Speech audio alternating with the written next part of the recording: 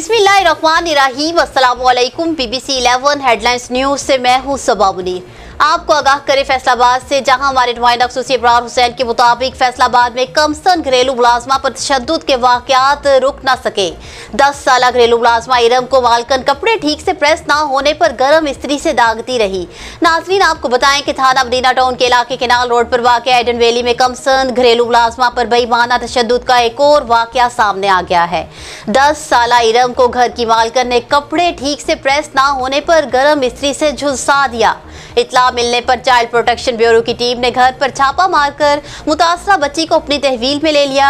Child protection bureau के मुताबिक बच्ची के जिस्म पर तशद्दुद के नए पुराने बेशुमार निशानात मौजूद हैं, जबकि मुतासरा बच्ची का कहना है कि उसकी मालकन उस पर वाइपर झाड़ू से तशद्दुद करती रही और गर्म इस्त्री से गर्म चिमटे से अक्सर उसके जिस्म को दागती रही। मुतासरा बच्ची ने यह भी बताया कि वो साहिवाल की रिहायशी है और 1 साल कबल उसके घर में काम के लिए आई थी।